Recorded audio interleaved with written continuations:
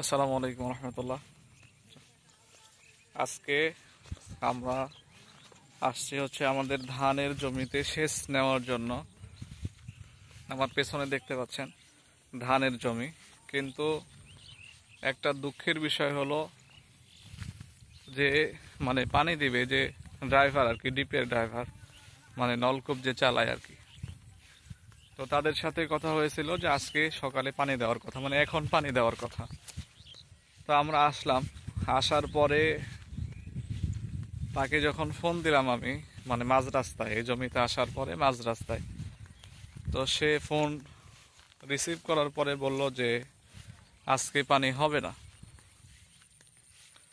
কেন হবে না সেটা বলতে পারবো না, যদিও আজকে কথা ছিল। বলছে যে আগামীকালকে ভোরে পানি হবে। এই যে এটা আমাদের ধানের জমি। ধানের জমিতে যদিও পোকা লেগে গেছে, অনেক পচা ধরেছে পাতায়। আরে বাবারে,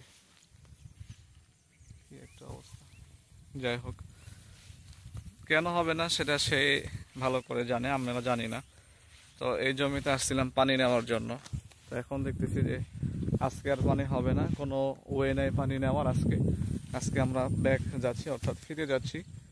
আগামীকালকে ভোরে আবার আসবো ইনশাল্লাহ।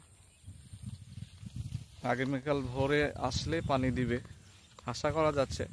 আর একটা কথা হচ্ছে যে ড্রাইভার, সে কখনোই তার কথা একরকম থাকে না। যদি বলে যে এখন আগামীকালকে পানি দিব, তো যদি আগামীকালকে আমরা যাই, সেটা আবার পরশু দিন, আরেকটা দিন বাড়ায় দেয়। বলা যে আজকে হবে না, পরশু দিন। যদি পরশু দিন সকালে যায়, তখন বলে যে এখন হবে না, বিকালে আসো। এরকম করে সবসময় আমাদেরকে ঘুরাইতে থাকে। তো আমরা এরকম একটা ভোগান্তিতে ভোগী আর কি। যদিও আমাদের কিছুই করার নাই, এখন উপায় নাই, কোনো ওয়ে নাই, এতটুকু সহ্য করতেই হয় আমাদেরকে। তো এখানেই শেষ করছি। ততক্ষণে সবাই ভালো থাকুন, সুস্থ থাকুন, আর আমাদের জন্য সবাই দোয়া করবেন। আসসালামু আলাইকুম রহমতুল্লাহ।